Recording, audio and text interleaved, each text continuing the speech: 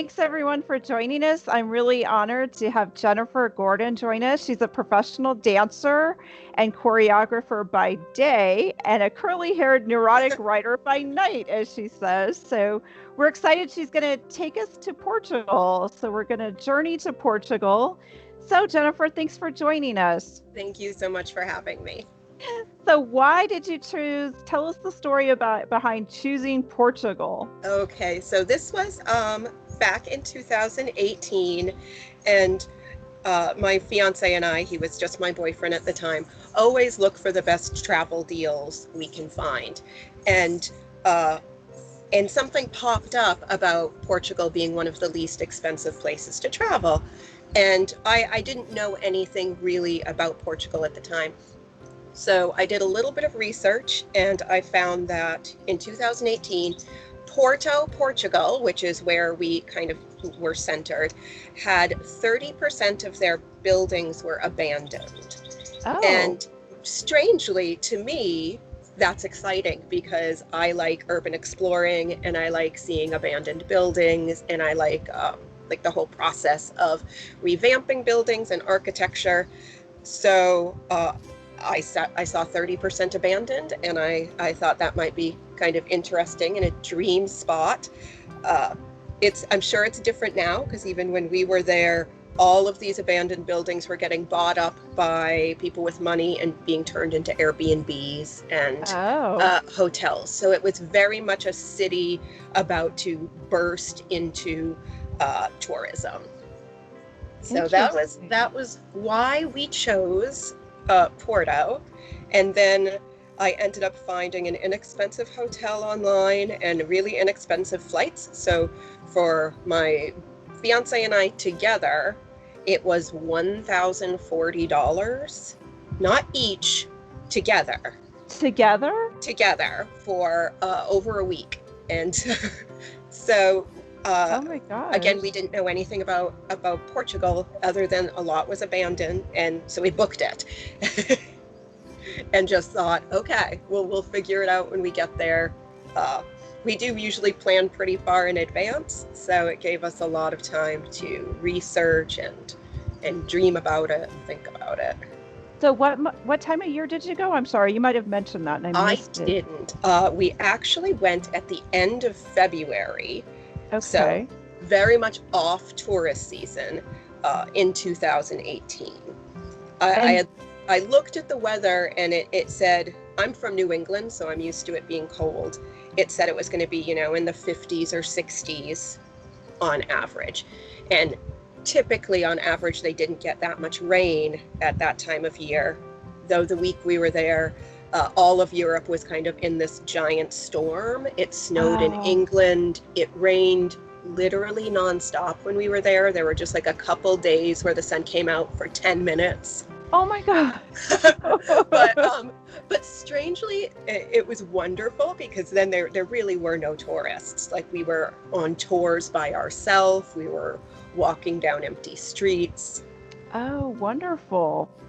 So did you meet locals then? You said you stayed in a hotel, or was it a... Yeah, we stayed in a hotel. We met a few locals, but not too many. And those where we booked some kind of day tours, and a lot of times we were the only people on the tour, so it would be us and a tour guide. And that ended up being kind of fun, because they would say, like, well, what do you want to do? What do you want to see? What do you want to explore? And we would say things like, okay, so we're in Porto. We want to see construction sites and abandoned buildings and churches that might be empty. And so we had a great guide who we spent all day with. The tour was just supposed to be like 4 hours, but it lasted all day. He brought us like everywhere we could imagine.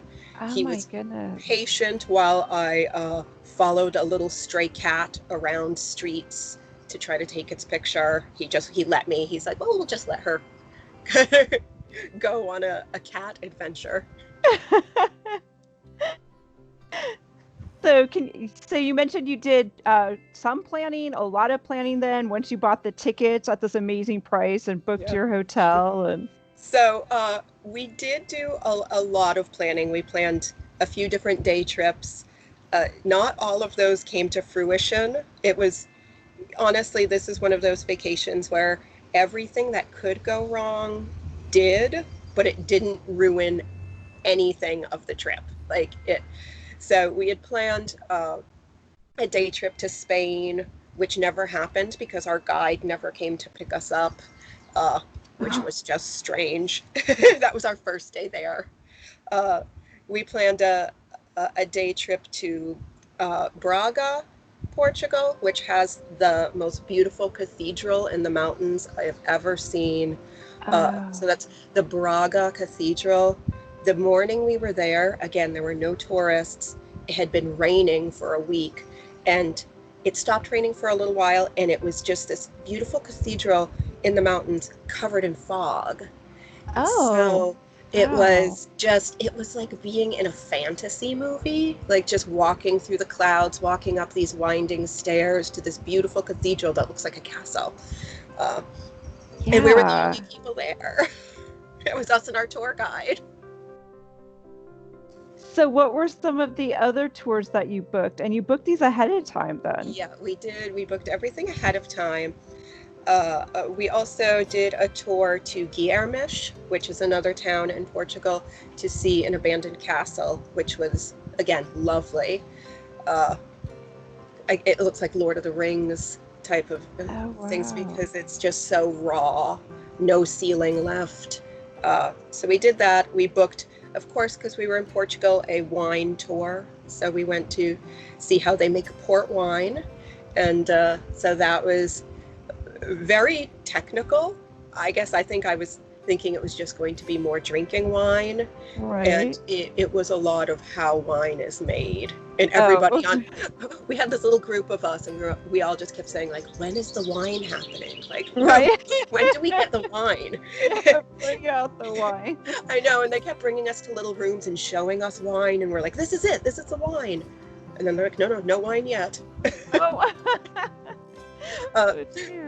but that trip was wonderful because that was actually at that wine tasting is when my fiance proposed to me. Oh, that's So, fabulous. Wow. Oh my and I think gosh. that saved the wine trip. That saved the wine day. Everybody in the place got extra wine because he proposed. Right, right. So did you tend to use certain websites for your planning? Do they is like tours by locals? That's the only one I'm aware of that, or are these tours expensive when you book them like They this? weren't. So the majority of the things that I booked was actually through Expedia. So there were a few different tour groups or tour Okay. companies that kind of had their ads on Expedia. And I don't know if it was because we were off season, but things were very inexpensive. Oh, wonderful. We also did a thing I had found online called the Worst Tours, which is a very specific tour company in Porto run by a couple architects who are more into urban exploring. So they call it the Worst Tours because they bring you down into the sewers and they show you the graffiti and all the things that most people don't want to see. Uh, and that wasn't expensive either. And I got such a kick out of the fact that it was called the Worst Tours that Yeah, that in itself, that sounds like, what a marketing ploy. and it's so and they have all these levels of the worst tours. Like if it's the first time you've been to Porto, they give you like kind of a normal tour with some hidden things. But they even do tours for people who live there. And that's Oh, when they go like underneath bridges and underneath buildings and all these crazy things. so So we were, those two then are locals, correct? So yes, you yeah, did okay. yeah, And they are. how long have they been doing this whole worst? I mean, that's I know. just So they're still doing it, and I think they've been doing it about 3 or 4 years. So it's got to be like 5 or 6 at least. wow. And they Yeah. do it in their spare time. It's just a couple people that they live there. They love the city. They love Porto. Uh, and they're just passionate about it because that one was not expensive at all. And it was the one tour that we went on that was packed. There were Oh. tons of people, probably because it was so cheap. It was like, like €5 to take this tour. But it was a good mix of people from all over the world on the tour too. Lots of like younger students. There was a lot of people who were also studying architecture who took the tour. So Great. So are there any special items you would suggest for packing or any so skills for going to this destination? so the thing that I had wished I had packed more of, but again, my trip was different than other people's, was more umbrellas, because like I said, it was very, very rainy when we were there. And honestly, I broke so many umbrellas because it's very hard. I love to take photos, to take a picture while holding an umbrella. Oh, So I would be like, yeah. the umbrella's here. And Oh, so no. basically I would just like on a whim be like throwing my umbrella to take a quick picture. Right. And I think I spent most of the money I had planned for that trip on umbrellas on the street.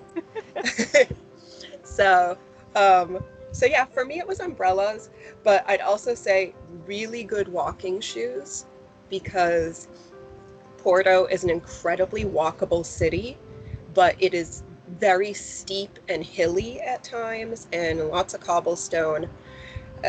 But the city itself, like the oldest part of the city, is right on the water because it's situated between the ocean and the river. So everything else is like uphill. So at some point of any of your day, you are going to be traversing a steep, in my case, wet and slippery hill. Yeah. So Wow. very good walking shoes. And honestly, it's one of the most photogenic places I've ever seen. So if you are into taking pictures, bring a good camera. Bring battery chargers for your cell phone if you're just taking pictures on your cell phone, because we have portable batteries, and we would go through like 3 batteries a day because we would leave our hotel early in the morning and just see where the day took us. Mhm. And just wandered in and out of old cathedrals, down alleyways. Yeah, that sounds fabulous. It was So, great. yeah, you mentioned the rain, and did that impact your photography gear in any way? Because I know certain times the camera can be very sensitive to a lot Yeah. of rain. Not really. And again, it was very helpful to be traveling with somebody, because my fiance Roman could always kind of shield my camera with his coat while I took a picture, and I would shield his camera with my coat. So it was a group effort to get good photos. Right. and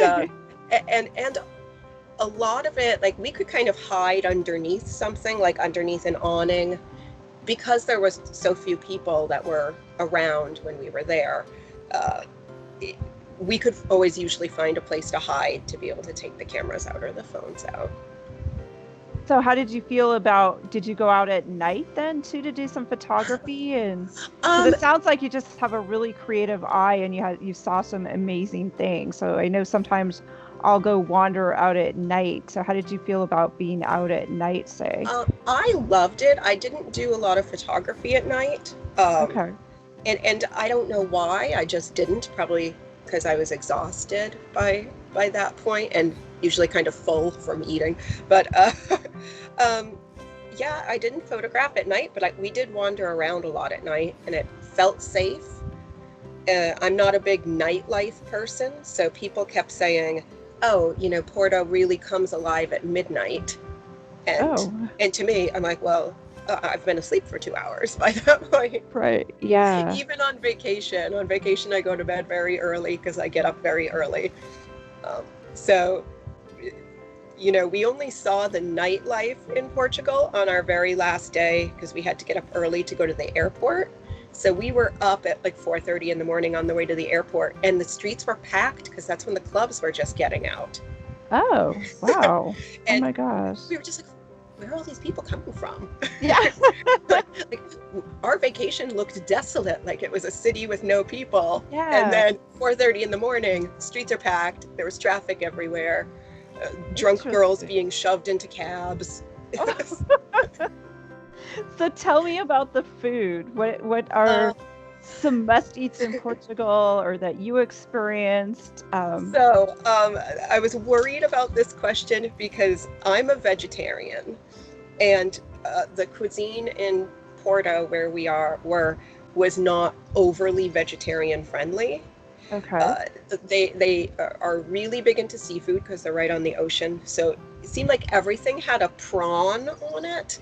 Uh, like even in the eggs, it would be like an Oh. omelet with a prawn in it, and then covered in some sort of gravy. Uh, and No. people loved it. I didn't because I didn't eat it. Um, and they had a lot of. They're very big into eggs and octopus and prawns. So luckily, I do eat eggs. They had one dish, I can't remember what it's called, but you could go into any restaurant and say, "Oh, I want your signature dish," and it was always like looked like a sandwich with meat in it, which I didn't get. Uh, an egg on top, and then gravy, and then sometimes a prawn.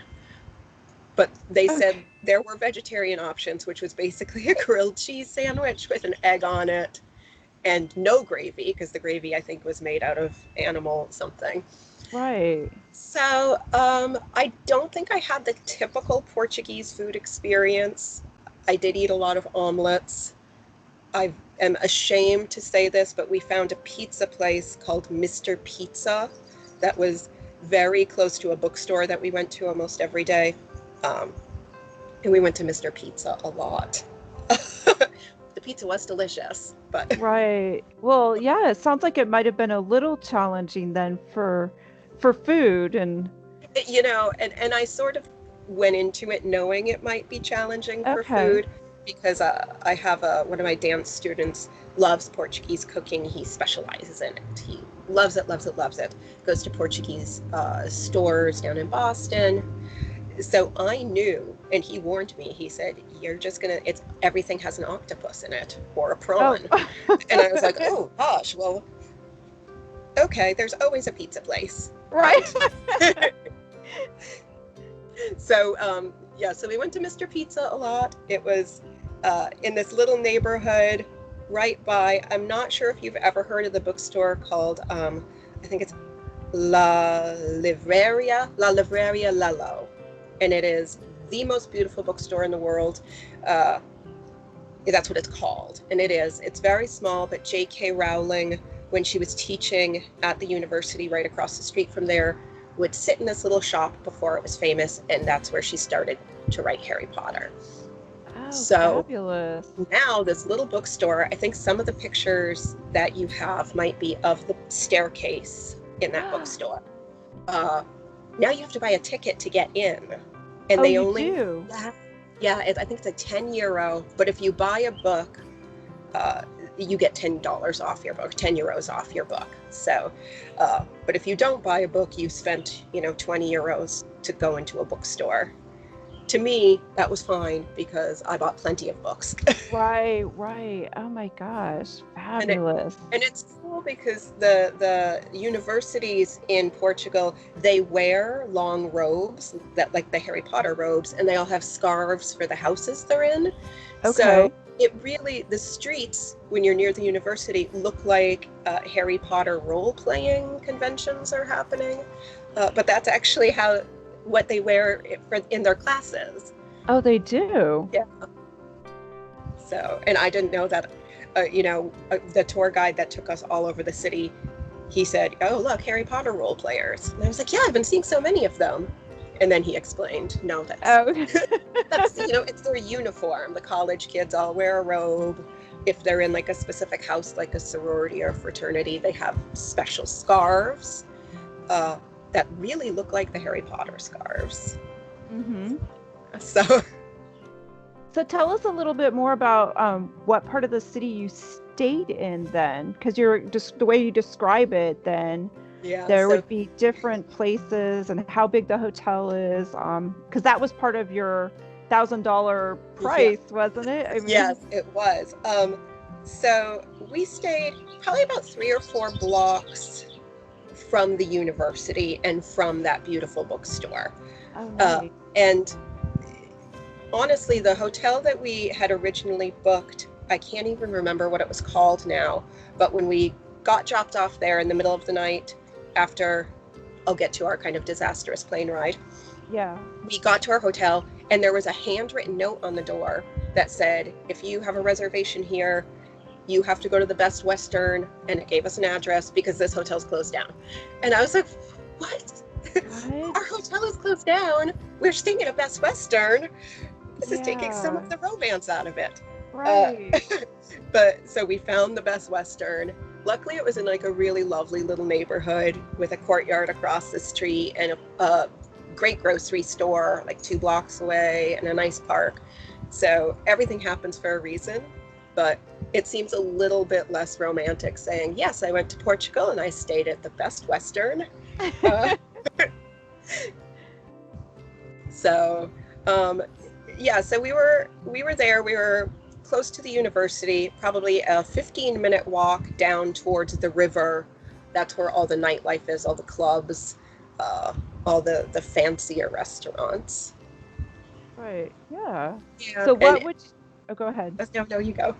I was just gonna move on to the we'll highlight the not to miss things, and then you can tell us about your mishap. It's a crazy mishap. That's why.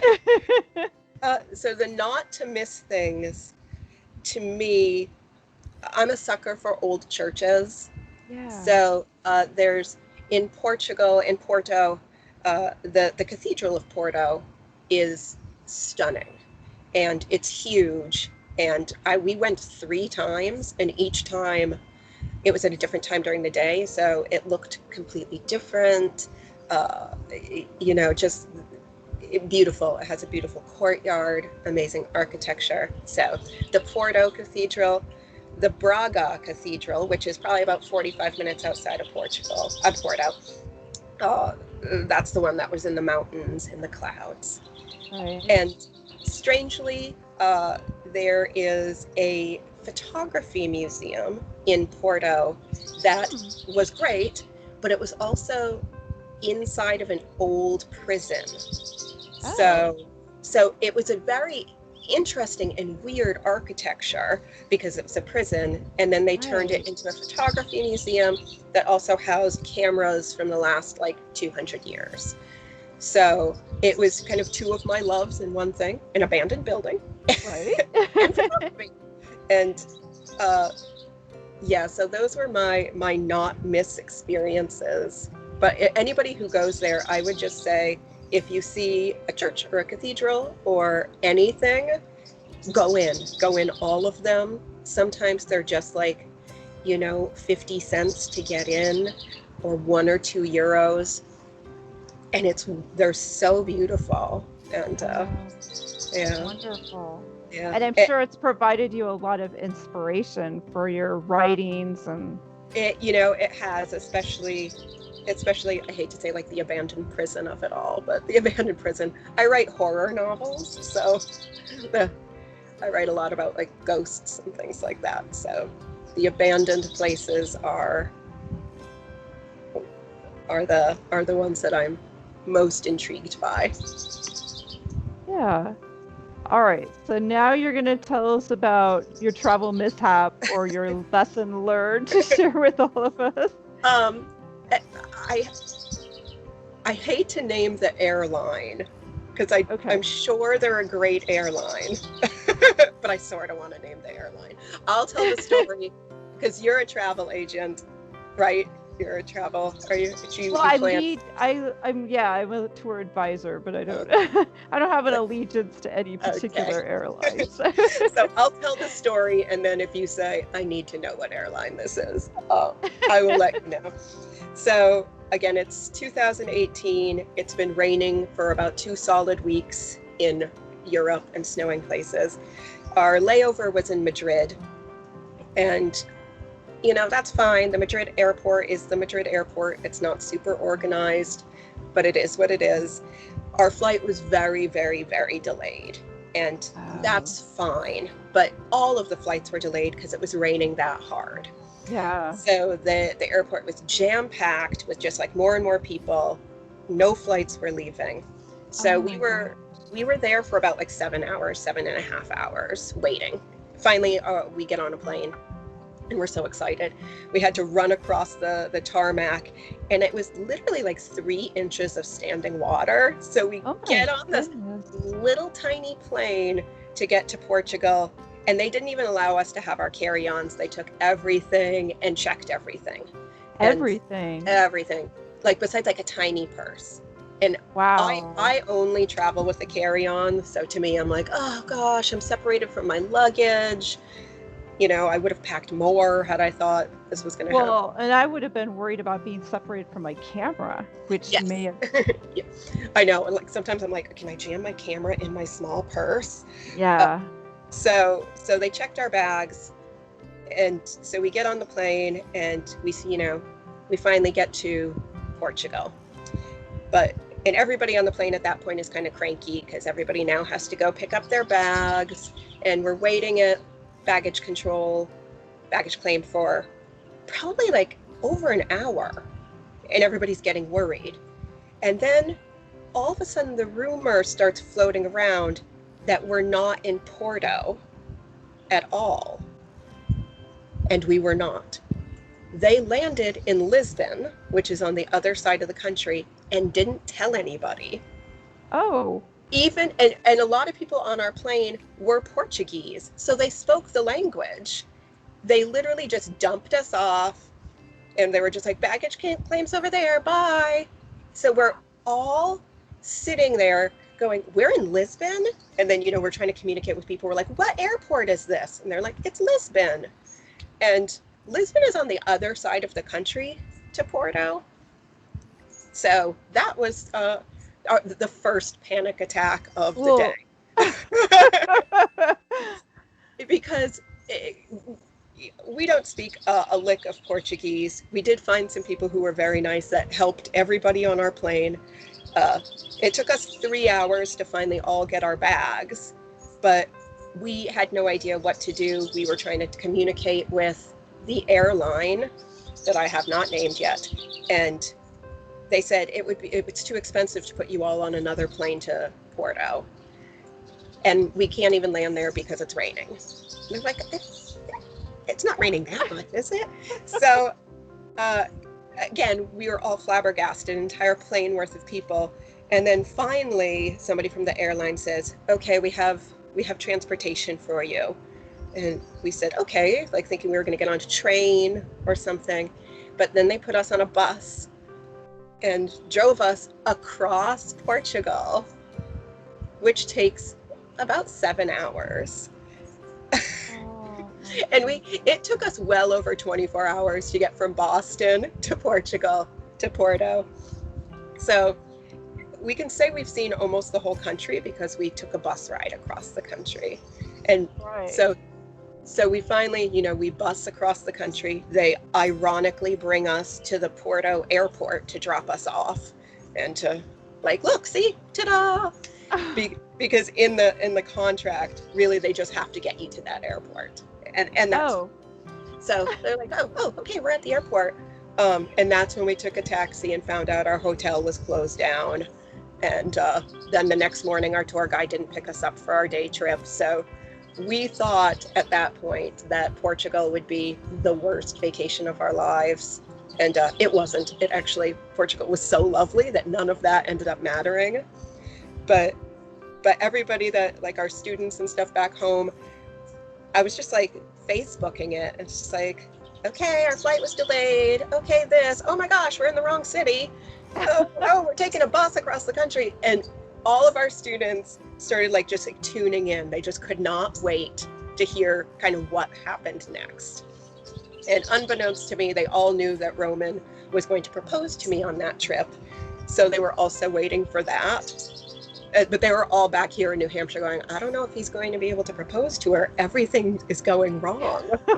Yeah, exactly. When is he going to do it? They're just on a bus. Right. It's not romantic. And you probably had no food on the bus. No. So at the 4-hour mark, and there was also no bathroom on the bus. So there's that too. It was just a horrifying situation. At the 4-hour mark, they brought us to like a little rest stop, which was just a gas station. And we could use the bathroom and get like snacks. But by then, it was just everything that could go wrong did for the first 3 days. It was so like, we were laughing. Everybody ended up laughing after being so mad. But by like hour 5 in the bus, yeah, you're just like, what are we gonna do? What are we gonna do? It's like when people have been through a traumatic experience, you just all bond together. Right. I felt bad for the people who had like little tiny children with them, who were just like, yeah. oh my gosh, how do I explain to a 7-year-old that, nope, now we got to go back on a bus. Now we've gotta... Right. Oh my goodness. Oh dear. So would you go back to Portugal, I guess, then, or Porto? Yes, I would in a heartbeat. We talk about it all the time. Yeah, I love traveling. I love going, almost anywhere. I would definitely go back. Porto as a city was stunning. I'd love to see it now, after seeing it a couple years ago, and knowing that so many of the buildings have been purchased and brought back to their original glory. Because it was, for a long time, Portugal, a long time ago, was, kind of a reigning political and economic force on the Iberian Peninsula. So there was a lot of just like beautiful structures, when we bussed across the entire country, we saw like these crumbling castles like off in the distance, and like giant mansions that, as somewhat like an urban explorer, I was like, let me out here. I want to run across that field and see what's in that old building. Right. So I would like to go back and actually, kind of like drive that same route and see when we're not being like forced to able to stop. Right. Being able to stop. Would you go at a different time of year, you think, or you would stick with that? I love traveling off season. Everywhere we go, we usually go off season. Because we're dancers, and that's not a huge money making business. So we always try to find the best deals we can. So I like going places when there's not that many tourists. So I would probably stick to winter or early spring. Fabulous. For Wonderful. me. I like being cold. Yeah. You're used to it, yeah. I am. Your blood. Wonderful. Well, what a wonderful it turned into a wonderful adventure after all. It was great.